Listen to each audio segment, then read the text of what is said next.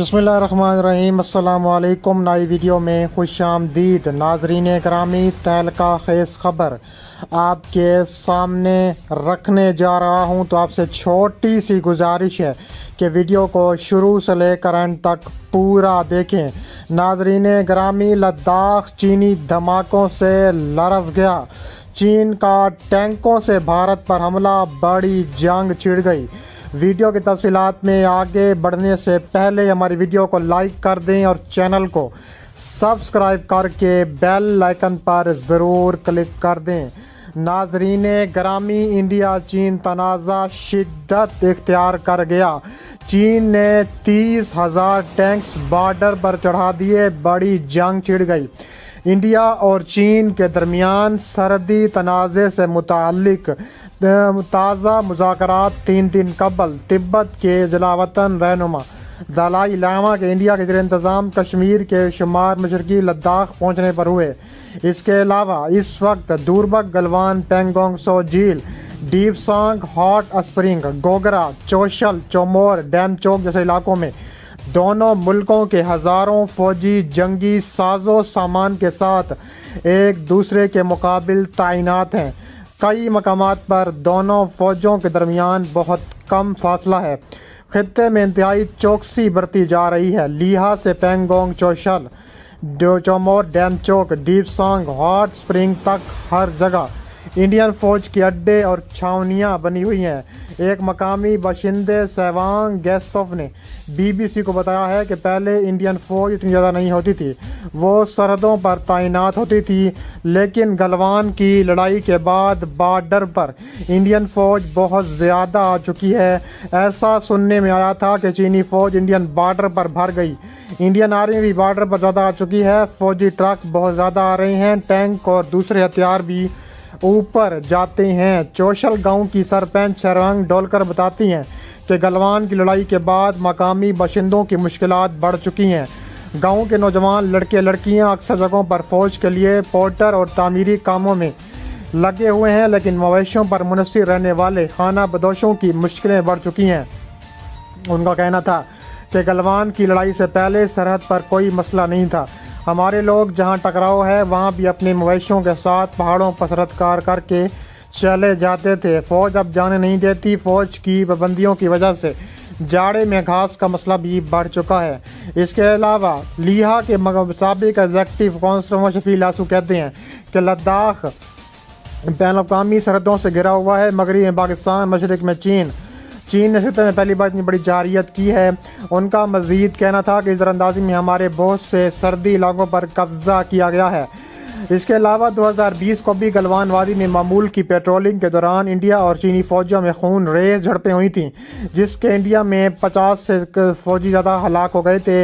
इसके अलावा अप्रैल में भी मामूली नौइयत की झड़प हुई थी। इन झड़पों के दरमियान चीनी फ़ौजी अहले कई मकामात पर अपनी पोजीशन से आगे बढ़कर इंडियन कंट्रोल के इलाकों में दाखिल हो गए थे, जहाँ से वह बज़ाहिर व पीछे नहीं हटी थी। चीन और इंडिया के टकराव में हर हाल में शाये होने वाली किताब द लास्ट वार के मुसन्निफ परवीन सानी ने BBC से बात करते हुए कहा है कि मेरे ख्याल में चीन ने ऐसा इसलिए किया क्योंकि इनको ये मंजूर नहीं था कि इंडिया ने नए नक्शे बनाए जिसमें लद्दाख को यूनियन टेरिटरी में दिखाया और जागसाई चीन के कुछ हिस्से थे, इसको अपने लद्दाख का हिस्सा दिखाया।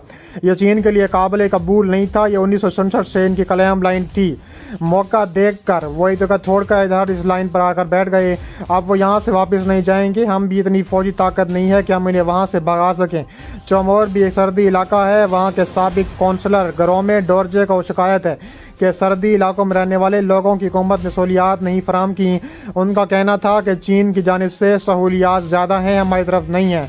चोमोर ज़ीरो बॉर्डर है। इसके मुताबिक ये तय हो चुका है कि चीन अप्रैल 2020 की पोजीशन यानी इंडियन ज़मीनों पर कब्ज़ा से पहले की पोजीशन पर नहीं जाएगा। तीसरी अहम बात इसमें यह है कि जो लाइन ऑफ एक्चुअल कंट्रोल से बॉर्डर एरियाज़ का नया नाम दिया जाएगा, ये सारा बॉर्डर एरिया हमारे खित्ते में होगा। इस मुश्तरका एलानिए पर इंडिया दस्तखत कर चुका है। ये खित्ता बहुत पुरअमन हुआ करता था। 2020 में वादी गलवान के टकराव के बाद पूरा मशरकी लद्दाख कशीदगी की गिरफ्त में है। हज़ारों फ़ौजी पहले से ही तैनात हैं। अब इसमें मज़ीद इजाफा हो चुका है। कशीदगी के इस माहौल में कोई मामूली सा टकराव भी गंभीर रुख इख्तियार कर सकता है। قومی سلامتی کے مشیر اجیت ڈووال مسلح افواج کی اعلیٰ افسروں کے ساتھ نئی دہلی میں اس عمل کی نگرانی کر رہے تھے، جبکہ جے شنکر اور سنگھ کو اس کے بارے میں عمل بتایا گیا تھا، جبکہ انخلاء کا عمل کامیابی کے ساتھ مکمل ہوا ہے۔ اور شنگھائی تعاون تنظیم کے سربراہی اجلاس کے موقع پر سمرقند میں وزیر اعظم نریندر مودی کی چینی صدر شی جن پنگ کے ساتھ ممکنہ ملاقات کے لیے مرحلہ تیار ہے۔ مودی اور شی جن پنگ کے درمیان ملاقات کی ابھی تک تصدیق نہیں ہوئی، لیکن اسے مسترد نہیں کیا جا سکتا۔ تاہم دونوں ممالک کے درمیان سرحد سے متعلق دیگر متنازع مسائل ابھی بھی باقی ہیں۔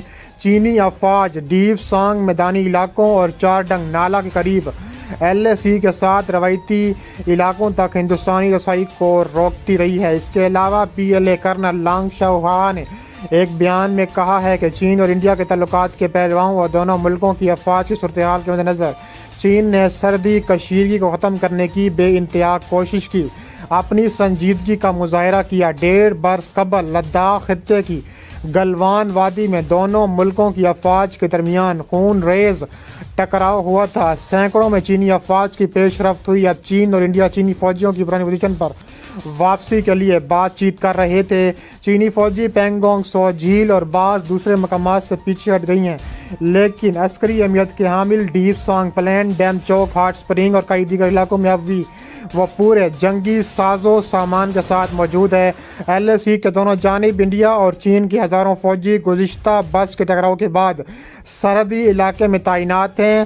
شینگوا یونیورسٹی میں نیشنل اسٹریٹجی انسٹی ٹیوٹ مرکز کے سربراہ شین فنگ کا کہنا ہے کہ انڈیا چاہتا ہے کہ چین یک طرفہ طور پر قدم اٹھائے۔ وہ کہتے ہیں کہ چین صورتحال کو وسیع تناظر میں دیکھنے کی کوشش کر رہا ہے اور چاہتا ہے کہ دونوں ممالک برابر کے اقدامات کریں، لیکن اب چین کا صبر ٹوٹ چکا ہے۔ اب اسے انڈیا کی مغرور سوچ کو توڑنا ہوگا۔ ادھر دلی میں انڈین فوج کی طرف سے جاری کیے گئے ایک بیان میں کہا گیا ہے کہ دونوں افواج کی بات چیت میں تصفیہ طلب معاملوں پر توجہ مرکوز کی گئی تھی۔ انڈین مندوبین نے چینی فریقین کو بتایا تھا کہ LAC پر موجود صورتحال کو چین کے ذریعے باہمی معاہدے کی خلاف ورزی کرتے ہوئے سرحدی لائن کو یک طرفہ طور پر تبدیل کرنے کی کوشش سے پیدا ہوئی ہے۔ اس لیے ملازم و ملزوم ہے کہ چین باقی ماندہ علاقوں میں بھی مناسب قدم اٹھا کر مغربی سیکٹر میں LAC پر پرامن بحال کرے۔ بیان میں مزید کہا گیا ہے کہ انڈین فوجی مندوبین نے مذاکرات میں باقی جگہوں کے سوالوں کو حل کرنے کے لیے تعمیری مشورے دیے، لیکن بقول ان کے چینی مندوبین نے اس سے اتفاق نہیں کیا اور نہ ہی اس کی جگہ کوئی متبادل تجویز پیش کی۔